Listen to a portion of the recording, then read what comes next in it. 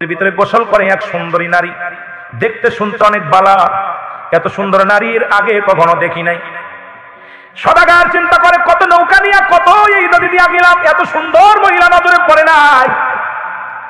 এই মহিলার বাড়ি কোথায়, কোথায় তার গা, কোথায় তার দেশ, নাম কি, কোথায় কি অবস্থা। আস্তে আস্তে করে নৌকা বিরাইলেন। নৌকা বিরাইয়া মহিলাটাকে টেনে হিসড়ে উঠাইলেন। ওনার গায়ে তো কোনো কাপড় নাই। উনি আস্তে আস্তে করে গলা পানিতে গেলেন। সদাগর টান দিয়ে উঠাইয়া তাকে কাপড় দিয়ে আবৃত করলেন, নিয়ে গেলেন, জোর করে বাড়িতে নিয়ে গেলেন। বাড়ি নিয়ে কাজী ডাক দিয়ে বিয়ে করাইলেন। বিয়ে করে একদিন নয়, দুদিন নয়, 12টা বছরের সংসার করলেন। কয় বছর? কথা বলেন, কয় বছর? 12 বছর সংসার করলেন। এ আমার ভাইয়েরা, আল্লাহ তাকে 10টা ছেলে মেয়ে সংসারের মধ্যে দিয়ে দিলেন। কয়টা? 10 ছেলে মেয়ে হয়ে গেল। একটা নয়, দুটি নয়, 10টা পোলাপান আল্লাহ তারে দান করলো।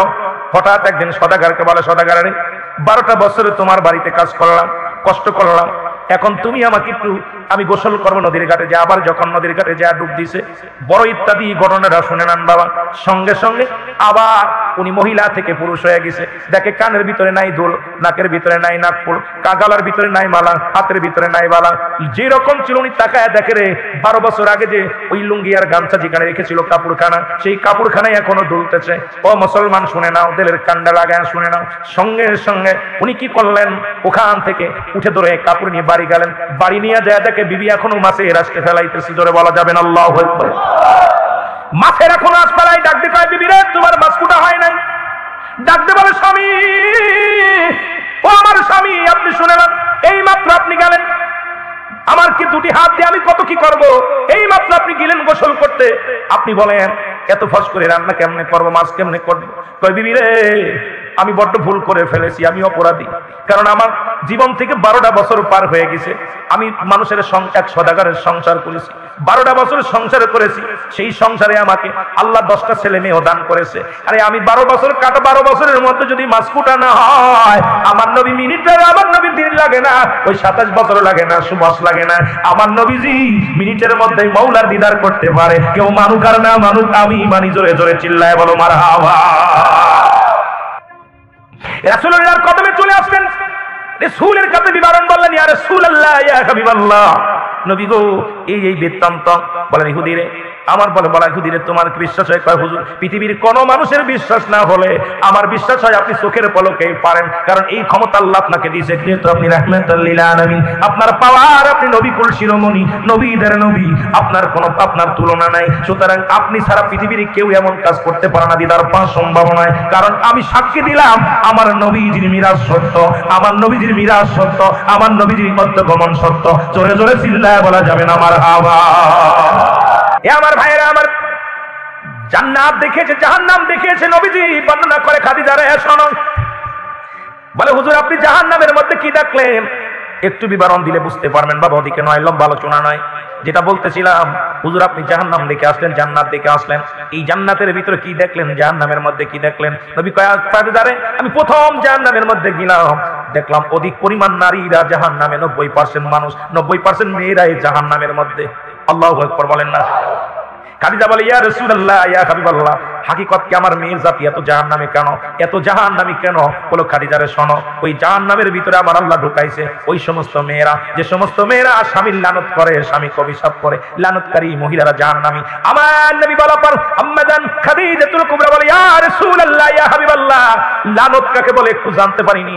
আমার নবী বললেন, খাদিজা রে, শোনো, লানত হলো যে সমস্ত নারীরা তার স্বামীকে অভিশাপ দেয়, গালাগালি করে, এই সমস্ত মেয়েরা বিনা হিসেবে জাহান্নামে যাবে। তাদের তওবা আল্লাহ কবুল করবে না, তাদের মুসলমান পৃথিবীর মধ্যে কোনো আমল আল্লাহ তাদের কবুল করবে না।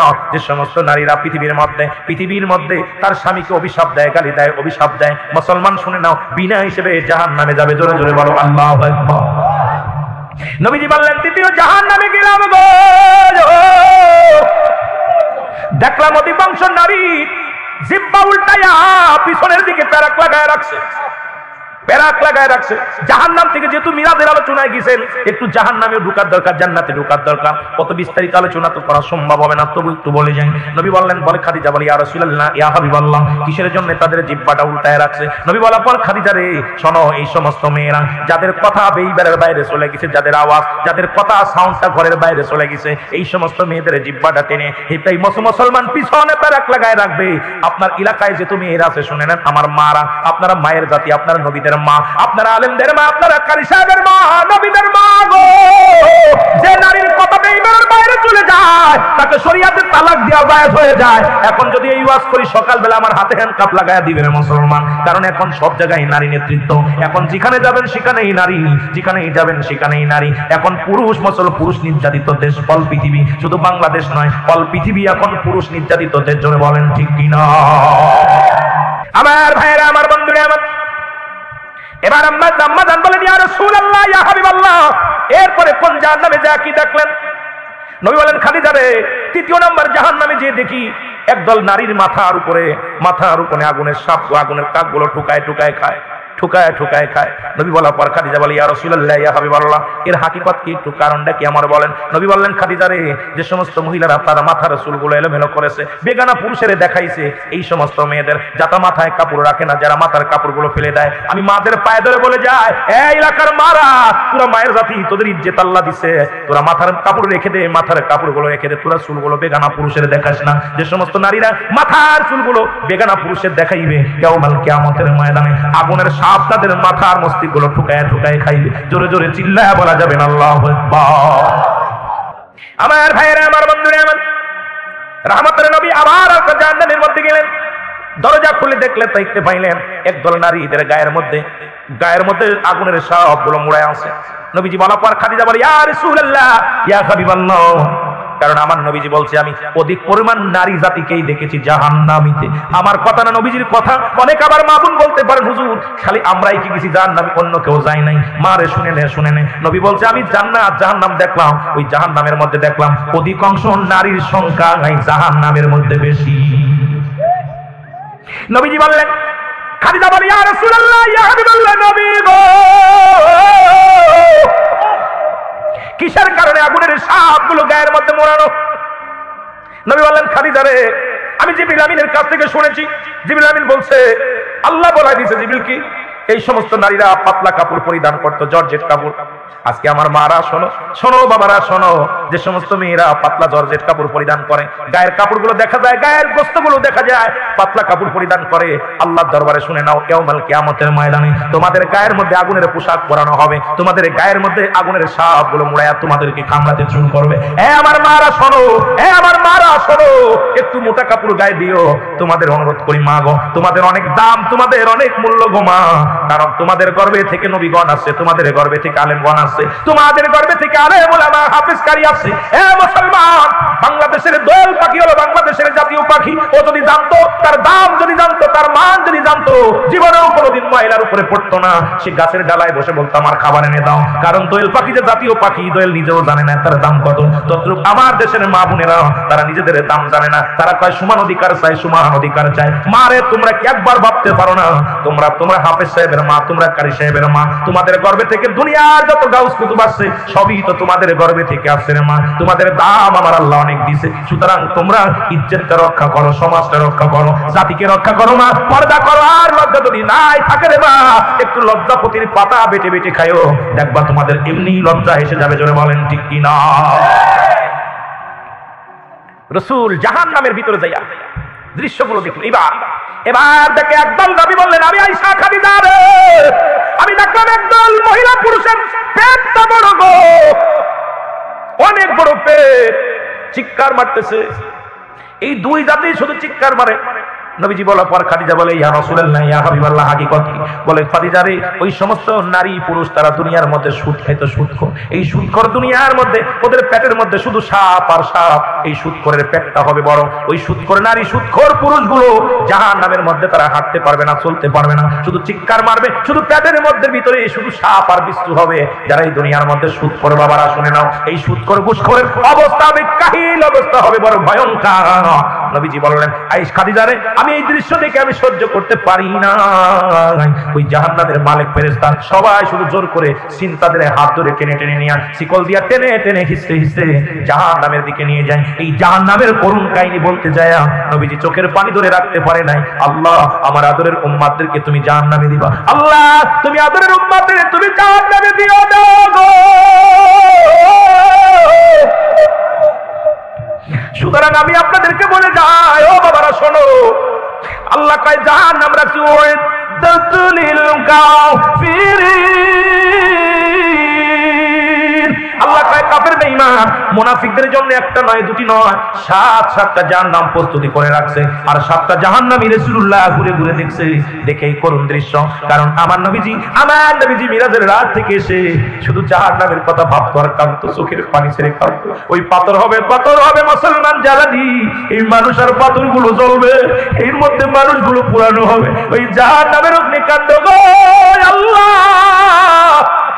আল্লাহ, তুমি জাহান্নাম থেকে আমাদের বাঁচাও, ওই জাহান্নামের অগ্নিকাণ্ড থেকে আল্লাহ তুমি আমাদেরকে রক্ষা করো। জোরে জোরে বলুন আল্লাহু আকবার। আহা, কোথায় বাঁচার মতো রাসূল জান্নাত দেখে আসলেন। জান্নাতের মধ্যে কত সুন্দর বাড়ি, খানা, কি ব্যবহার। নবী বললেন, এই খাদিজারে একা একটা জান্নাতীকে আল্লাহ পাক মহিলাদের জন্য 70টা করে গেলে মার, পুরুষের জন্য 70টা করে হুর নির্ধারিত করে রাখছে। সুবহানাল্লাহ বলুন। খাদিজা বলে, ইয়া রাসূলুল্লাহ, ইয়া হাবিবাল্লাহ, যদি হুর গেলে মারগুলো জান্নাতীদের সফর সঙ্গে হয়, যদি তাদের খাদেম হয়, আমাদের কি হালাত হবে? আমার নবীজি বললেন, খাদিজারে শোনো, এই পৃথিবীর মধ্যে সতী নারী, সতী স্বামীগুলো ইয়াউমুল কিয়ামতের ময়দানে আল্লাহর জান্নাতের ভিতরে তার স্বামীকে চেয়ে নিবে, তার স্ত্রীকে চেয়ে নিবে। ওই হুরগুলো তো থাকবে তাদের জন্য বোনাস, গেলেমানগুলো থাকবে তাদের জন্য বোনাস। দুনিয়ার স্বামীগুলো, দুনিয়ার স্ত্রীগুলো তাদের জান্নাতি তাদের সাথী হবে। জোরে বলেন মারহাবা। এই তাওরাত কিতাবের মধ্যে লেখা ছিল রাহমাতুল লিল আলামিনের নাম। আর এই তাওরাত কিতাবের পণ্ডিত, যেমন কোরআনের হাফেজ আছে অনেক, তাওরাত কিতাবের পণ্ডিত যিনি ছিলেন হাফেজ, নাম হলো হারেস। নাম কি? হারেস। উনি রাতের অন্ধকারে ওনার নবীর কাছে যেয়ে বলে, হে আল্লাহর নবী, তাওরাত কিতাব কোন নবীর উপর আসছিল? কোন নবীর উপরে? জোরে বলেন, কোন নবীর উপরে? হে আল্লাহর নবী, এ মুসলমান, আপনার কিতাবের মধ্যে দেখলাম শুধু রাহমাতুল লিল আলামিনের নাম। মনটা বড় কষ্ট গো। আসমানি যতগুলো কিতাব আছে প্রতিটা কিতাবের মধ্যে আমার নবীর নাম। সুবহানাল্লাহ কইতে আর একটু জোরে। জান্নাতের মধ্যে আমার নবীর নাম, জান্নাতের গেটে গেটে আমার নবীর নাম, আরশের গায়ে সব জায়গায় আমার নবীর নাম, আমার আল্লাহর নামের সঙ্গে মিলানো আল্লাহর নবীর নাম। সুবহানাল্লাহ। এই তাওরাত কিতাবের পণ্ডিত ওনার বৎস মুসলমান শোনেন, আর মুসা আলাইহিস সালাম ডাক দেবে, ঈসা আলাইহিস সালাম ডাক দেবে, বলে ঈসা আলাইহিস সালামের উপর আসলেন তাওরাত কিতাব। উনি মুসলমান, উনি বললেন, হে আল্লাহর নবী, শুনে লন, আপনি এই কিতাবটার মধ্যে কি হয়েছে? এই কিতাবের মধ্যে রাহমাতুল লিল আলামিনের নাম, এটা আমি মানতে পারি না। আমি বললাম, আপনার উম্মত, কেন মুহাম্মাদের নাম লেখা থাকবে আপনার কিতাবের মধ্যে? উনি বললেন, তুমি যদি ওই নামের সঙ্গে বেয়াদবি করো না, ওই নামের ওসিলায় আসমান জমিন সৃষ্টি, ওই নামের ওসিলায় কুল কায়নাত সৃষ্টি, ওই নামের সঙ্গে বেয়াদবি করো না।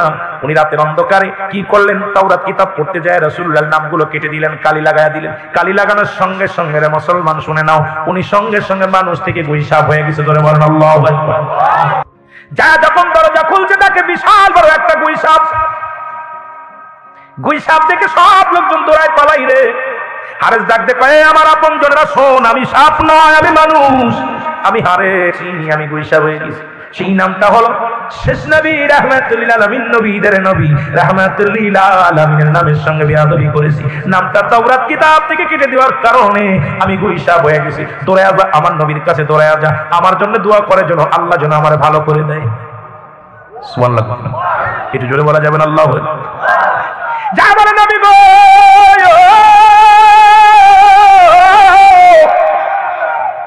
আপনার হারে তার মানুষ না, গুইসাপ হয়ে গেছে। কি হয়ে গেছে? গুইসাপ হয়ে গেছে। এ মুসলমান, দিলের কান্ডা লাগা শোনো, আল্লাহ নবী দোয়া করে, আল্লাহ ওরে মানুষ বানায় দাও। আমার আল্লাহ কয় হাতটা নামায় নাও, কারণ আজকে তোমার দোয়া কবুল হবে না। আজকে এমন জায়গা হাত লাগাইছে যারে না বানাইলে আমি আসমান জমিন বানাইতাম না, যারে না পাঠাইলে কুল কায়নাত কিচ্ছু করতাম না। সেই নবীর সঙ্গে বিয়াদবি করছে। এই পৃথিবীর মধ্যে যতক্ষণ পর্যন্ত আমার হাবিব ক্ষমা না করবে আমি আল্লাহ তারে ক্ষমা করতে পারি না। জোরে জোরে চিল্লায় বলা যাবে না আমার হাওয়া। আর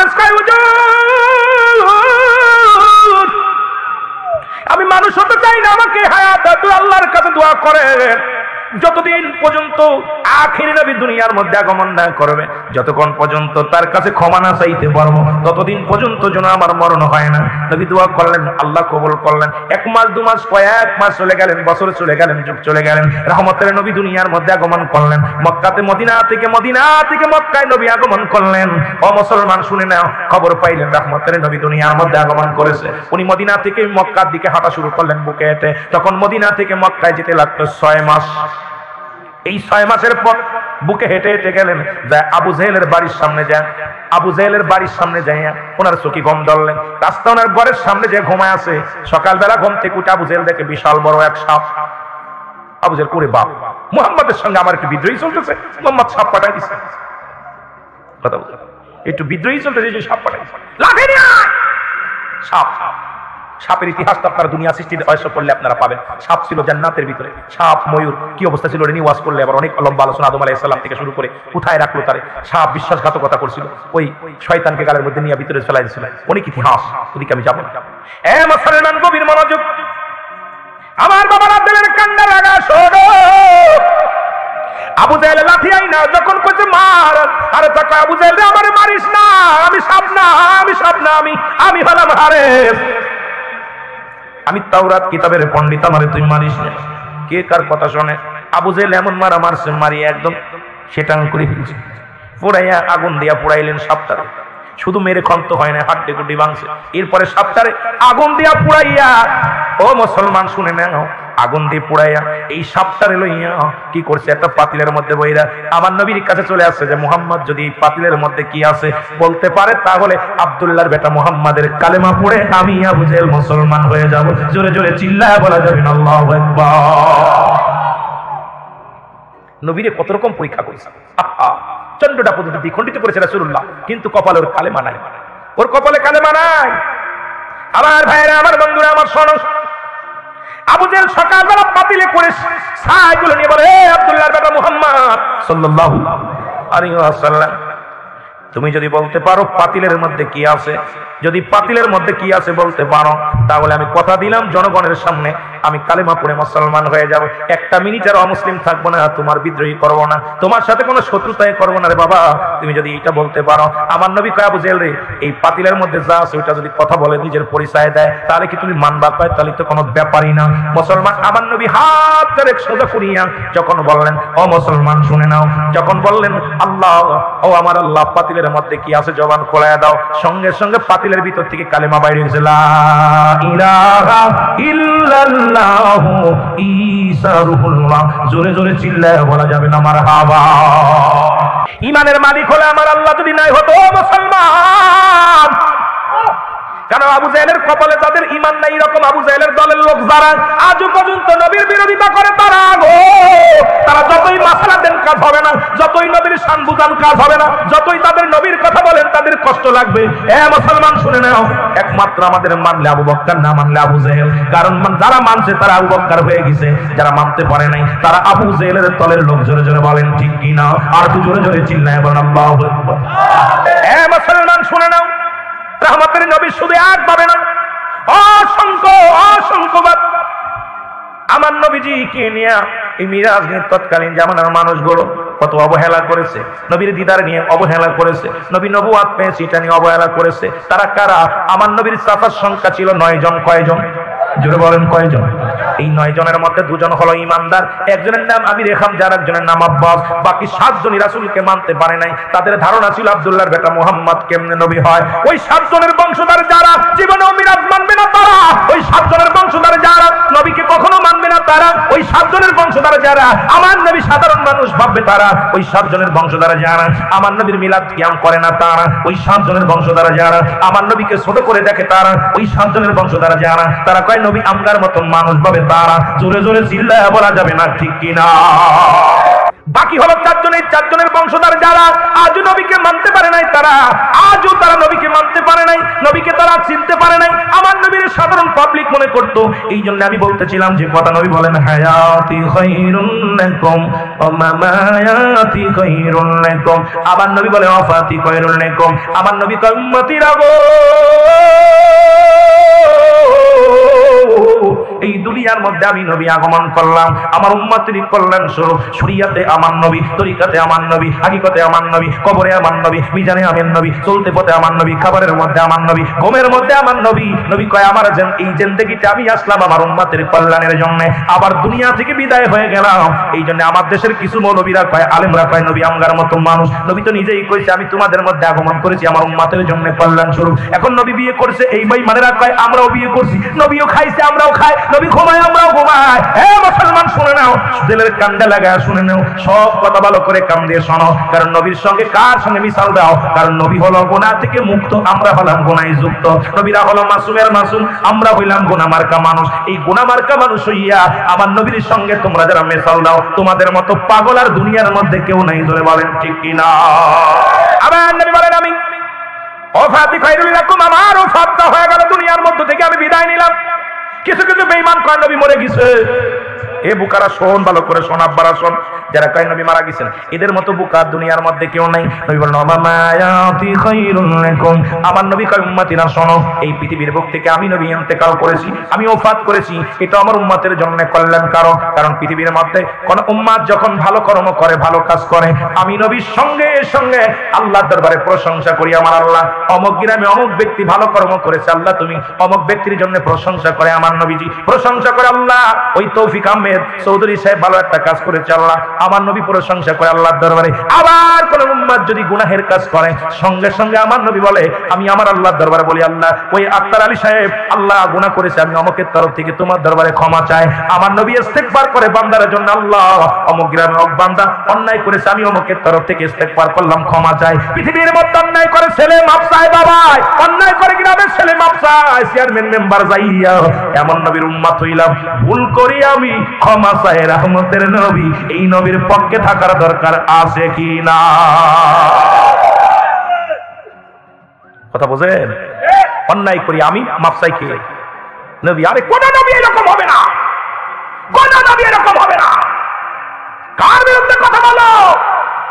কার কথায় তোমরা আহা নবী বিদায়টা নিছে আমাদের জন্য, আহা উম্মতের কান্ডারি হইয়া জোরে বলেন ঠিক কিনা?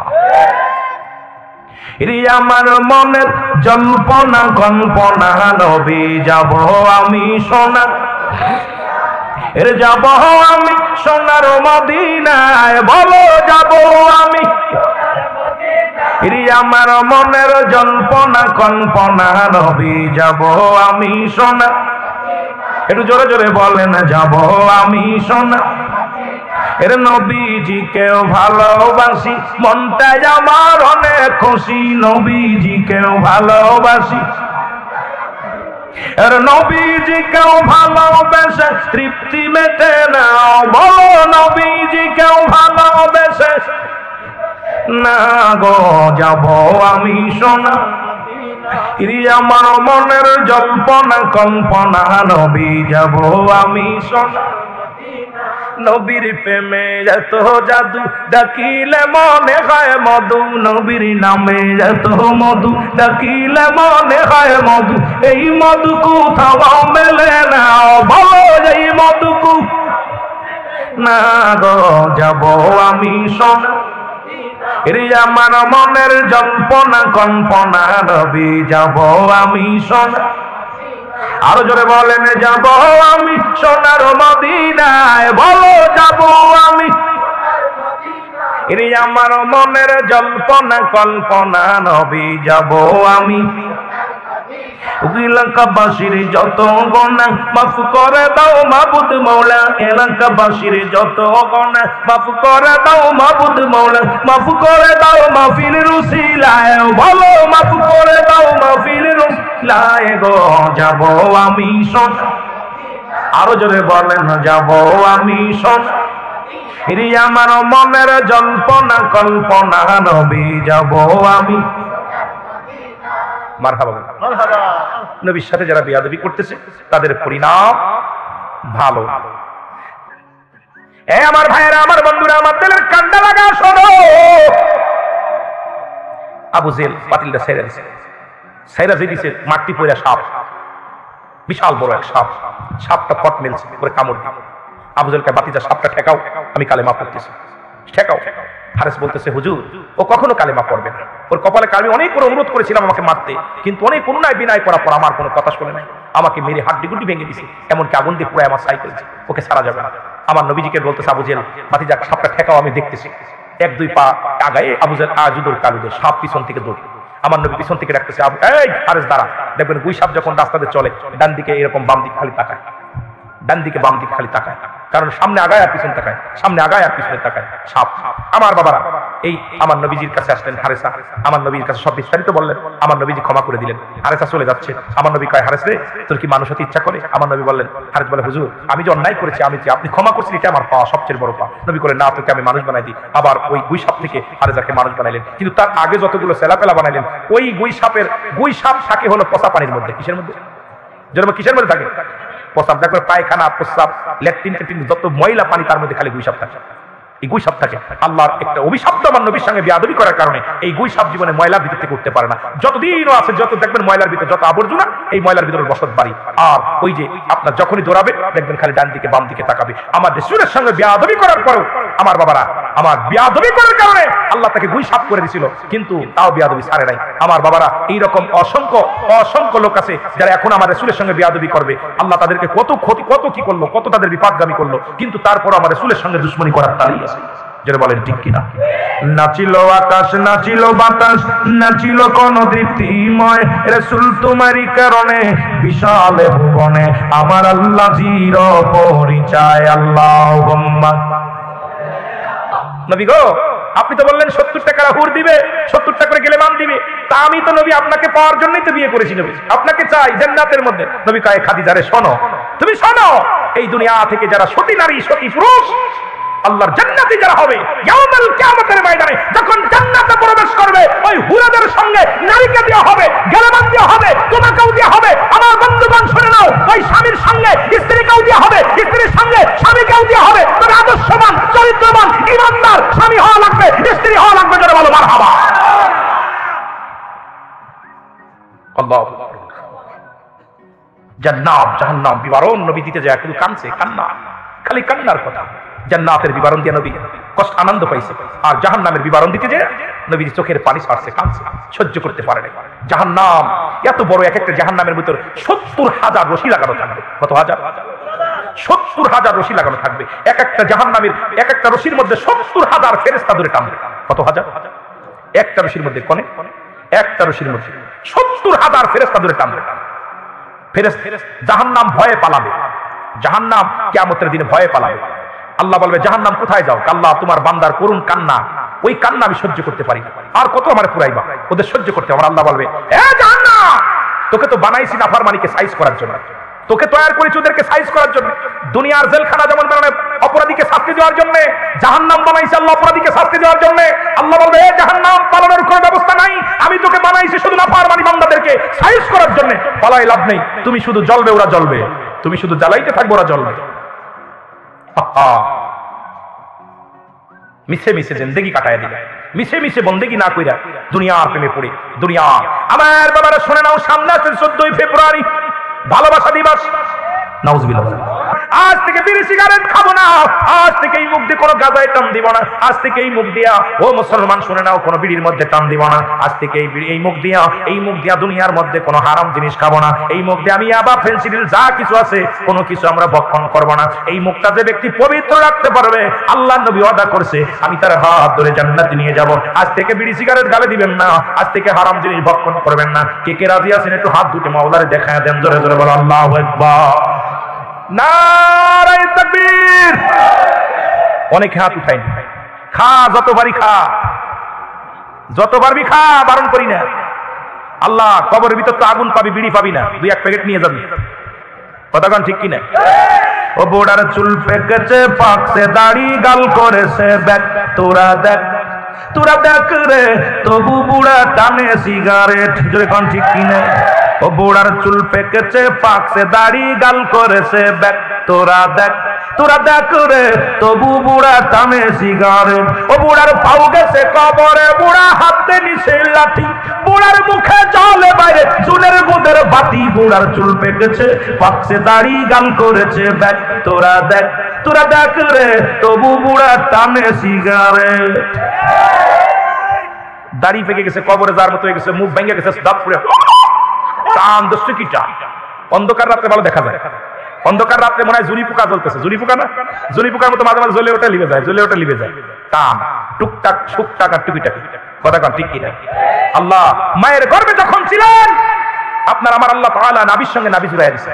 এই মুখ দিয়ে কুরক্ত খাওয়ার নাই, এই মুখ দিয়ে আল্লাহ জিকির করবেন, এই মুখ দিয়ে কোরআন পড়বেন, এই মুখ দিয়ে হাদিস পড়বেন, এই মুখ দিয়ে আল্লাহর গোলামি করবেন, প্রশংসা করবেন। এই জন্য আমার আল্লাহ মুখের ভিতর দিইনি। কিন্তু আমার কি অবস্থা, বাংলাদেশের যে অবস্থা দেখতেছি, একটা বিড়ি 15-20 টাকা দাম, তাও খাইতে হবে।